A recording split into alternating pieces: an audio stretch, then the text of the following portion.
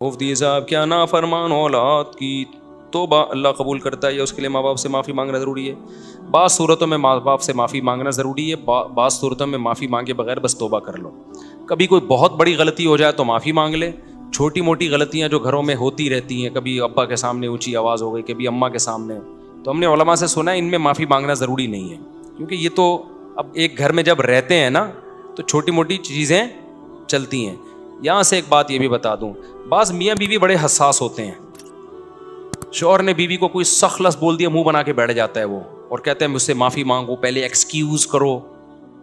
بعض دفعہ عورت کو شوہر نے کوئی سخت لفظ بول دیا، اب بعض مردوں کی عادت ہوتی ہے سخت لفظ بول دیتے ہیں، آدھے ایک گھنٹے بعد نارمل لائف شروع کر، لیکن بیگم اس میں کہ یہ اتنے سخت الفاظ آپ نے مجھے بولے کیوں؟ کیا میں ایسی ہوں؟ آپ نے کہا تھا میں یوں کر دوں گا، تو کیا واقعی آپ ٹانگیں توڑ دیں گے؟ کیا واقعی سر پھوڑ دیں گے؟ یہ الفاظ بولنے نہیں چاہیے تھے۔ جہاں یہ نازک مزاجی ہوگی نا وہاں گھر نہیں چل سکتا۔ اتنا نیک بننے کی ضرورت نہیں ہے کہ آپ کو کسی نے سخت لفظ بول دیے۔ میرے پاس کیس آتے رہتے ہیں، بیگم بولتی ہے میرے میاں نے مجھے یوں بولا، میں نے کہا بول کے پھر کیا کیا اس نے؟ تھوڑی دیر میں سیٹ ہو گیا نا، دوبارہ تو نہیں بول رہا کہ نہیں بولا کیوں؟ بولا کیوں؟ اب وہ معافی مانگے بیٹھ گئے۔ اسی طرح عورت بھی بعض دفعہ کوئی ایسے بوب کر دیتی ہے تو بڑے دل کا آدمی کہتا ہے چلو یار جانے دو، ہوتا ہے سب گھروں میں، سب کچھ چلتا ہے۔ اب مسئلہ آج کل یہ ہو گیا ہے کہ ہر جگہ وضاحتیں، ہر جگہ چھوٹی چھوٹی غلطیوں پہ ایکسپلینیشن اور اس پہ پھر معافی، یہ نہیں چل سکتا معاملہ۔ میں اپنے دوستوں کو بتاتا ہوں کہ میرے ابا نے ہمیں بہت دفعہ کوٹا بھی ہے پکڑ کے، ہر دفعہ ہمیں وجہ نہیں پتا ہوتی تھی کہ اس دفعہ ہم سے کیا ہوا ہے جس کی وجہ سے ہم کٹ رہے ہیں، ٹھیک ہے نا؟ بعض دفعہ تو اگلے دن پتا چلتا تھا اس وجہ سے ہمیں۔ اگر ابا ہم سے پوچھ کے کوٹتے کہ بیٹا آج تو پھر ٹیوشن نہیں جا رہا، تو میں کہتا ابا آج میں ٹیوشن نہیں جا رہا تو میری غلطی ہے، اس پہ ایک دفعہ چماٹا بنتا ہے بس۔ پھر ابا لگاتے ایک تھپڑ، میں کہتا ہاں اتنا تو بنتا ہے بھائی، میں ٹیوشن نہیں گیا، بنتا ایک تھا، ابا نے لگا 3 دیے۔ اب میں منہ بنا کے بیٹھ دوں یار اتنی سی غلطی پہ ابا نے 3 تھپڑ لگا لیے، تو یار یہ کیسا پاگل پنے کی بات ہے نا۔ پہلے زمانے میں ایسا نہیں ہوتا تھا، ٹیچر نے تھپڑ بھی لگاتے تھے، ٹیچر بھی، ابا بھی، ڈنڈے بھی لگتے تھے، ہم تو کھاتے تھے، اس کے بعد 10 منٹ بعد بھول جاتے تھے، پھر دوبارہ کھیلنے کودنے میں لگے ہوئے۔ آج کل کی نئی نسل اتنی نازک مزاج ہے، ابا کبھی ڈانٹ دیں تو پھر ابا نے مجھے ڈانٹا کیوں؟ ابا نے اماں نے 2 تھپڑ لگا دیے تو اماں نے 2 کیوں لگائے تھپڑ؟ اتنی سی بات پہ 2 تھپڑ تو نہیں بنتے۔ ابے یہ اولاد ہے یا باپ ہے؟ یہ اتنی تفصیل کے ساتھ اگر چلے گا نا تو نہیں چل سکتا۔ تو میں تو کہتا ہوں اگر بچہ کہہ رہا ہے نا ابا 2 بنتے تھے آپ نے 1 بنتا تھا، لگایا کیوں ہے؟ تو پھر تو باپ کہے گا 2 اور لگاؤں گا میں، بنتا 1 تھا لگے گا 3۔ تو باپ ہے یا ہم باپ ہیں؟ نہیں یاری بات میرا خیال ہے۔ تو بڑوں کی جو اس طرح کی چیزیں ہوتی ہے نا یہ غریبی ہیں بھائی، ان کے احسانات بہت زیادہ ہیں۔ اب ان میں آپ اچھا باس کے بارے میں ایسا نہیں کر رہے ہوتے لوگ، باس تو جتنا مرضی ڈانٹ دینا یس سر جی سر یس سر جی سر کرتے رہیں گے کیونکہ جاب کا مسئلہ ہے۔ تو گھر چلتے ایسے ہیں کہ آپ میں تھوڑی لچک ہونی چاہیے، تھوڑا آڑا ترچا دائیں بائیں سب چلے گا مارکیٹ میں۔ تو اسی طرح ماں باپ کے ساتھ بد کلامی تو بالکل جائز نہیں ہے، لیکن کبھی اولاد سے غلطی ہو جاتی ہے۔ اب ابا کو چاہیے کہ وہ نہیں کہ ایسا نازک مزاجی بنا کے بیٹھے ہوئے ہیں کہ میری اولاد نے یہ کیا کہہ دیا مجھے۔ اب دیکھو کہ بچہ اس کی تلافی کر رہا ہے، وہ دوبارہ سے خدمت کر رہا ہے، تھوڑا سا اچھے سلوک کر رہا ہے، اس کو چہرے سے پتہ چل جاتا ہے کہ بچے کو احساس ہو گیا ہے، جانے دو یار اس کو، ٹھیک ہے نا؟ تو گھروں میں نہیں ایسا ہوتا، تو اس لیے چھوٹی موٹی کوتاہیاں جہاں بھی ہوتی رہتی ہیں وہاں نہ سوری ہوگا اور نہ، مجھے تو بہت زہر لگتے ہیں وہ لوگ۔ بعض دفعہ ہم بھی دوست احباب جا رہے ہوتے ہیں نا، ذرا سی ہو گئی تو وہ دوست آ رہے معذرت چاہتا ہوں آپ کو، میں نے کہا کیا دماغ خراب، معذرت پہ زیادہ غصہ آ رہا ہے، چلتا ہے ہم نے بول دیا۔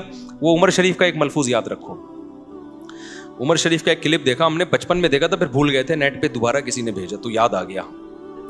تو اس میں یہ تھا کہ اس کی بیوی کو کسی نے چھیڑ دیا، نہیں اس نے بھولے سے کسی کی بیوی کو چھیڑ دیا، کسی پوش علاقے میں نا، کراچی کے، میں نام نہیں لوں گا علاقے والے غصے نہ ہو جائیں، بڑا مالداروں کا علاقہ تھا، تو اس کو بھولنے کی بیماری تھی۔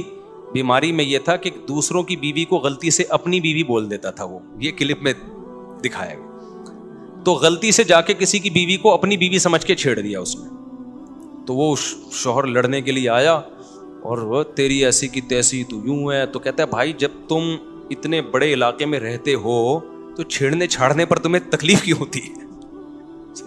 یہ جو پوش ایریا کے لوگ ہیں, بڑے علاقے کے لوگ ہیں, ان کے لیے تو یہ چھوٹی سی بات ہے. کہہ رہے ہم نے تمہاری بیوی کو منہ چھیڑے تو ہماری بیگم کو چھیڑ دو.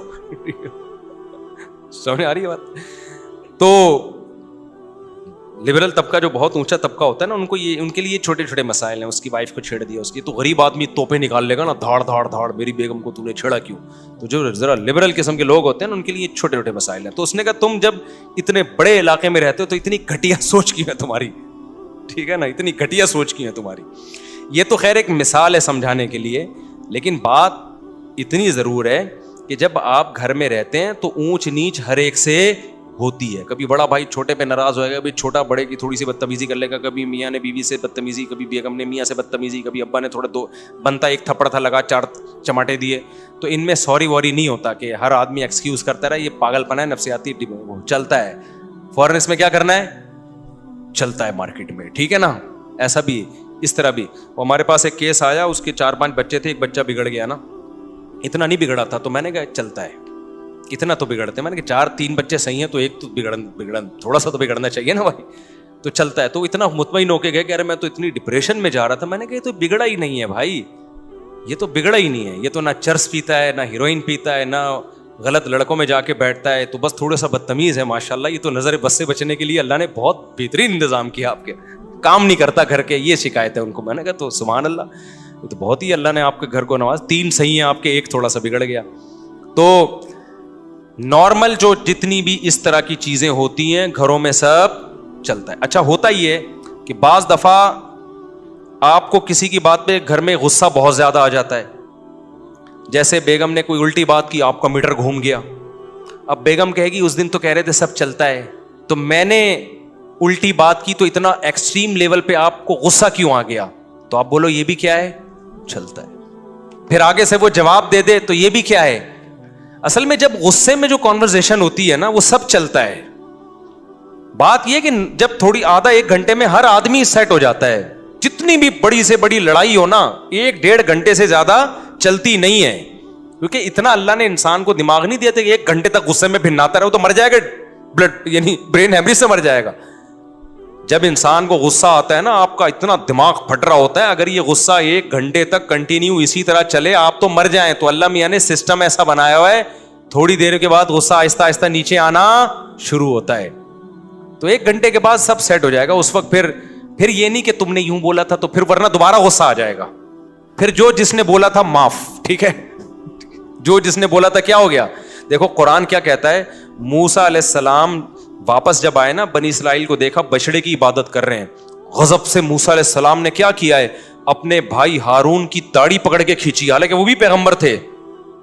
القل الواح اور تورات کی تختیوں کو ایسے مضبوطی کے ساتھ ایک طرف رکھ دیا, جس کو القا سے تعبیر کیا قرآن نے. تورات آپ کے ہاتھ میں تھی, اس کو مضبوطی کے ساتھ ایسے رکھا جیسے بہت غصے میں نہیں ہوتے, اور پھر اپنے بھائی کی داڑھی پکڑ کے ایسے کھینچی ہے, یجرہ الیک, اتنے غصے میں.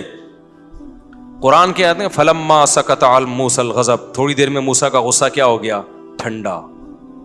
تو پھر کیا کیا ہے, وہ تورات کی تختیاں تلاش کر رہے ہیں. بھائی وہ تختیاں کہاں رکھی ہیں, میں لے کر آیا تھا.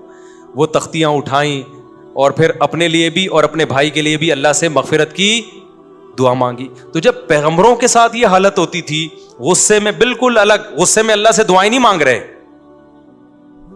کیونکہ غصے میں تو آدمی کہتا ہے میں کس پہ نکالوں غصہ. حضرت موسیٰ کو ہارون پہ غصہ آ رہا تھا کہ میں آپ کو پیچھے چھوڑ کر گیا تھا اور یہ قوم بچھڑے کی عبادت میں لگ گئی ہے.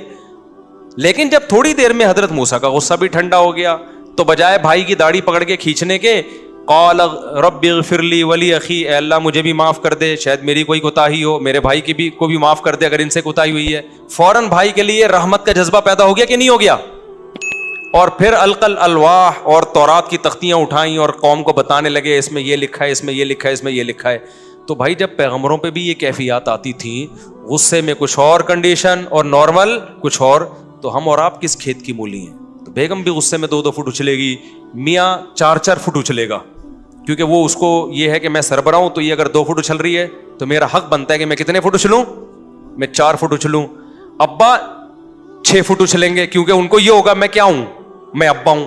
اور کم از کم 1-1 انچ اولاد بھی اچھلتی ہے, اگرچہ وہ اولاد ہے لیکن ہے تو انسان نا, غصہ اس کو بھی آئے گا. تو کبھی 2 फुट नहीं तो कम से कम 1 इंच वो भी उछलेगी। इसी उछल कूद में हंसी खुशी जिंदगी गुजरेगी। लेकिन आधा घंटे बाद, 1 घंटे बाद सब उछलना कूदना बंद कर देते हैं, नॉर्मल अपनी अपनी जगहों पे बैठ जाते हैं। अब उसका हल घरों में ये है कि अब ये नहीं कि किसकी गलती थी, किसने क्या कहा, जाने दो, ठीक है ना। और कभी बहुत ज्यादा अहम बात हो तो फिर अलग से बिठा के नसीहत कर लो बच्चों को। बहुत कोई अहम बात हो तो फिर अलग से बिठा के घर वालों को, आइंदा भाई ऐसा हम करेंगे ताकि ये दोबारा ना हो। होगा फिर भी दोबारा, ये फिर भी दोबारा होगा। इसी तरह जिंदगी गुजरेगी, मर जाओगे। 100% कहीं भी ऐसा नहीं होता कि सारे मोहब्बत से ही रहते हैं। अब तबलीगी जमात पे हमने देखा है, साल साल की जमातें निकलती हैं ना, उसमें बाज़ दफ़ा आपस में इख्तलाफ शुरू हो जाते हैं, और मदरसों में हो जाते हैं, स्कूलों में हो जाते हैं, यूनिवर्सिटियों में हो जाते हैं, हर जगह हो जाते हैं। सफ़र में आप 4-6 आदमी जिगरी दोस्त हों, निकलें 3 दिन 4 दिन 1 हफ्ता 10 दिन मोहब्बत से, 11वें दिन आप देखो पड्डा शुरू, वो उसकी बात दिल पे लेके बैठ गया, उसने मुझे ये क्यों बोल दिया, वो उसकी बात दिल, ये होता है, ये इंसान की नेचर है। तो इसमें हल यही है कि बस जाने दो।